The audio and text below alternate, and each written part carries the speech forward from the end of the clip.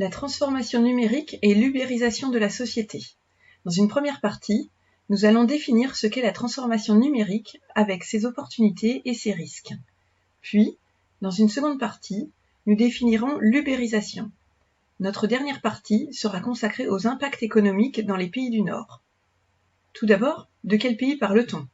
La limite nord-sud, dite ligne Brandt ou clivage géographique nord-sud, est le nom donné à une ligne imaginaire séparant les pays développés du Nord des pays en voie de développement du Sud. Commençons par définir la transformation numérique à l'aide d'une présentation vidéo.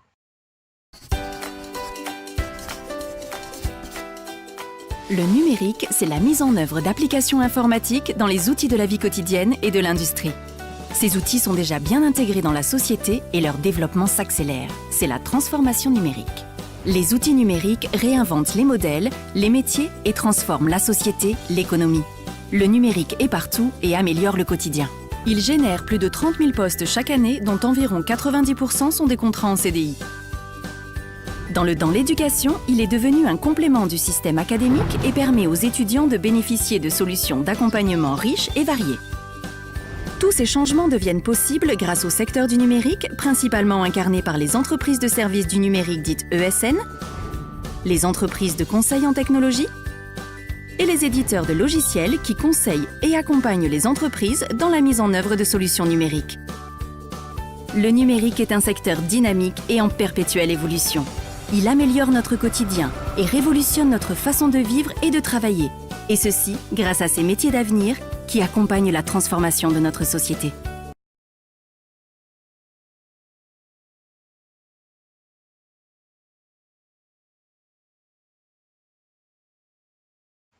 Voyons maintenant les opportunités liées à la transformation numérique. Tout d'abord, la productivité.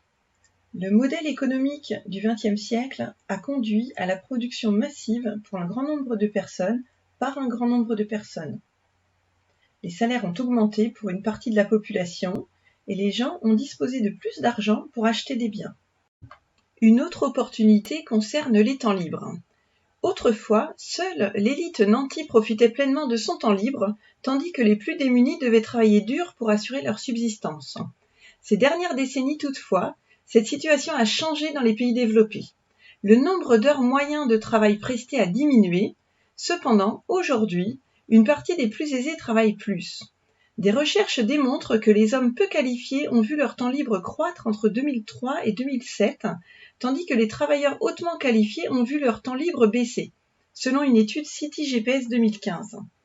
L'évolution technologique explique aussi en partie pourquoi les faibles revenus profitent davantage de leur temps libre. En effet, l'ère numérique se caractérise surtout par le fait qu'elle offre beaucoup d'opportunités, et ce, gratuitement.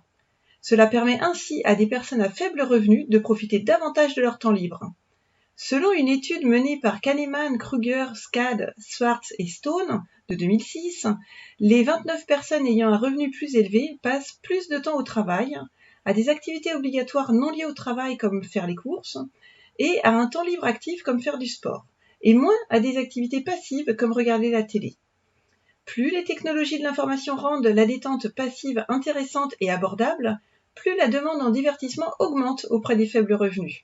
Les entreprises telles que Netflix et Spotify ont identifié cette tendance et de nombreuses sociétés vont leur emboîter le pas.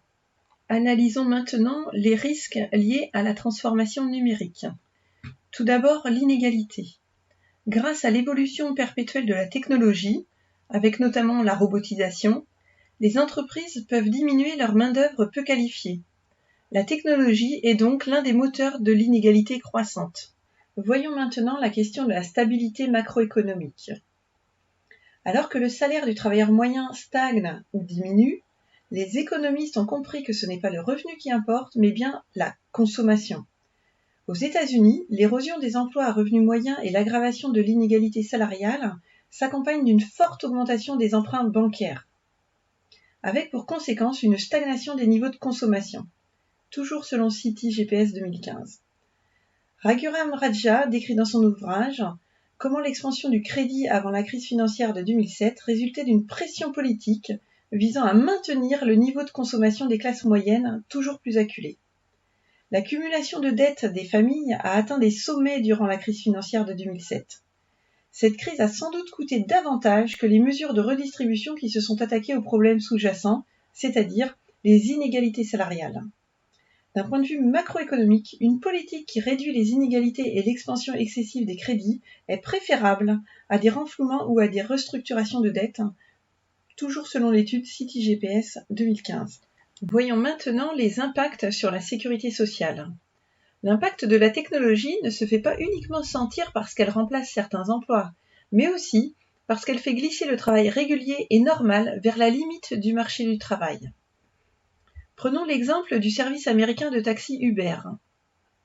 Celui-ci permet aux utilisateurs d'entrer en contact via leur smartphone avec un automobiliste qui les emmène là où ils le souhaitent contre un paiement. Selon BBTK 2015, ce service ne serait toutefois soumis à aucune taxe, aucune règle de sécurité, aucun salaire minimum et aucune durée maximale de travail. Et ce phénomène ne se limite pas au secteur des taxis, puisque de telles initiatives font également leur apparition dans l'ORECA, donc le secteur de l'hôtellerie, restauration et des cafés. Ces activités n'apportent pratiquement aucune contribution à la sécurité sociale. Aussi, la facilité avec laquelle la technologie peut remplacer l'homme peut mettre sous pression les salaires et la sécurité du travail des travailleurs moyennement et peu qualifiés. Ce qui à son tour engendre une baisse de revenus pour la sécurité sociale qui est financée à 66% par les cotisations du travail, selon l'étude CEDCA 2015. En synthèse, parlons de l'économie de rupture. En marge des nombreuses opportunités que recèle la numérisation, les médias évoquent depuis peu également l'économie de rupture. Il est communément admis que la dernière vague de technologies basée sur le web et provenant de la Silicon Valley a un effet de rupture dans de nombreux secteurs économiques. Tout le monde s'accorde à dire que cette transformation technologique est profonde. Mais dans le même temps, cette révolution semble également source de graves problèmes de croissance auprès des entreprises de technologie. Nombreuses entreprises débutantes parmi celles-ci sont aujourd'hui confrontées à une dure réalité. Il y a en effet une différence notable entre réussir à vendre une idée communicative à des formateurs d'opinion et à des early adopters et la construction d'une entreprise pouvant évoluer vers un large public et rester rentable à terme. Dans certains cas, la révolution numérique semble devenir victime de son succès. C'est par exemple le cas de la montée des réseaux sociaux. On peut citer Facebook, YouTube. Il est rare qu'un nouveau canal soit en mesure de séduire un public de masse en si peu de temps. Ces canaux sont gratuits et financés par des revenus publicitaires. L'utilisateur est dès lors inondé de publicités. Les adblockers, applications qui bloquent les publicités, connaissent par conséquent un franc succès. Il semble que la révolution numérique soit en train de manger ses propres petits. Dans cette nouvelle économie, le gagnant rafle tout. Nombre de marchés, et pas seulement dans les secteurs technologiques, ne pourront à l'avenir accueillir qu'un ou deux acteurs d'envergure qui se partageront le gâteau, selon Van Dijk 2015 et De Standaard 2015.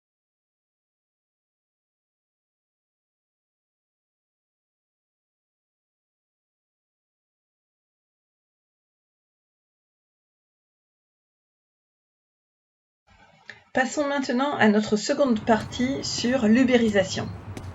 Le terme d'ubérisation vient de l'entreprise Uber. Comme nous l'avons évoqué en première partie, Uber permet de géolocaliser le VTC le plus proche de soi, grâce à l'application, pour ensuite le réserver. Le paiement est réalisé par carte bancaire, avec la possibilité de le partager entre plusieurs personnes. Uber arrive sur le marché français et belge en 2012. L'ubérisation s'inscrit de manière plus large dans le cadre de l'économie collaborative. Écoutons à ce sujet Nathalie Andrieux. Avec Uber, on utilise aussi le terme ubérisation. L'ubérisation, c'est j'ai plein d'emplois, les uns derrière les autres, plein de travail d'ailleurs, parce que j'ai pas forcément des employeurs, ou alors j'ai beaucoup d'employeurs, mais peut-être aucun, puisque je suis moi-même mon employeur. Le risque de cela, c'est la précarité, c'est la paupérisation. C'est le fait qu'au bout du compte, vous avez 2 heures, mais personne ne va vous prendre en charge globalement, que votre statut social ne sera pas préservé, que votre couverture maladie ne sera pas là non plus préservée. Et pourtant, aujourd'hui, c'est une de nos forces. Abordons maintenant l'ubérisation de l'économie. L'ubérisation permet la disruption de l'économie, mais entraîne aussi des destructions massives d'emplois. D'ailleurs, les chauffeurs de taxi ont eu une forte réaction face à l'arrivée d'Uber et à ce qu'ils estiment être de la concurrence déloyale et du travail dissimulé. Ils parlent même de fraude fiscale et sociale. L'ubérisation permet aussi des créations d'emplois, avec l'accès à l'emploi à des personnes qui n'auraient pas eu la possibilité d'exercer dans l'économie classique. Si on reprend l'exemple des taxis, il faut penser aux coûts et à la réglementation pour obtenir une licence de taxi. Dès lors, on conçoit aisément que l'ubérisation apporte du positif et du négatif. Voyons les points positifs, notamment pour le consommateur. L'ubérisation permet aux utilisateurs de gagner du temps et de gagner de l'argent. Les nouveaux services placent le client au centre de la relation. L'ubérisation pousse aussi à l'innovation, elle permet une meilleure offre. Et l'ubérisation augmente aussi la taille des marchés concernés. À ce sujet, voici les explications de Sophie Penn. L'école avance, elle avance beaucoup, mais elle avance pas au rythme du monde. C'est un gros vaisseau, il y a 800 000 enseignants, il y a je sais pas combien d'élèves, c'est incontable. Et le paradoxe de la Reine Rouge, c'est Alice dans Au Pays des Merveilles qui demande à la Reine Rouge comment se fait-il que nous n'avancions pas alors que nous courons? Et la Reine lui répond, c'est parce que le monde avance plus vite que nous. Alors, la question qui est posée aujourd'hui à la question de la transition numérique de l'école, c'est comment, en fait, on pourrait rattraper la Reine Rouge. On pourrait rattraper le monde. On ne peut pas rattraper le monde. Pour finir, abordons l'ubérisation de l'enseignement. Selon Sophie Penn, l'enseignement est déjà gagné par l'économie collaborative et notamment le crowdsourcing. C'est le cas notamment avec les 7000 contributeurs de l'édition numérique Le Livre Scolaire et les réseaux sociaux qui ont porté le collectif d'enseignants qui ont créé Césamat. On a d'ailleurs en France 200 startups qui travaillent sur les nouvelles industries éducatives. En conclusion, les impacts de la transformation numérique et de l'ubérisation dans les pays du Nord sont nombreux. Nous retrouvons aussi bien des impacts positifs, tels qu'un meilleur accès au travail, des revenus complémentaires, une diminution du risque de perte des revenus en multipliant les donneurs d'ordre. On retrouve aussi le travail à temps choisi, une diversification des tâches, une facilitation. En conclusion, les impacts de la transformation numérique et de l'ubérisation dans les pays du Nord sont nombreux.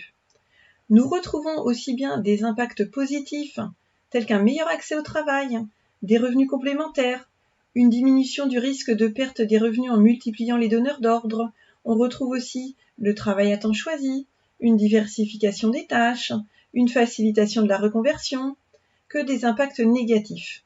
L'ubérisation de la société amène notamment à l'effacement de la limite entre la vie professionnelle et la vie privée, des revenus plus aléatoires, des difficultés d'accès aux prêts bancaires et à la propriété, et pas d'accès à la formation. L'ubérisation de la société vient déstabiliser le modèle du salariat et le législateur se voit dans l'obligation d'intervenir. D'ailleurs, compte tenu d'une potentielle concurrence déloyale, Uber est réglementé, voire interdit dans certains pays. C'est le cas de l'Australie, l'Italie, la Californie. En France, un projet de loi a été voté en juin 2019 en vue de protéger les travailleurs. Par exemple, ce projet prévoit de faciliter l'accès à la formation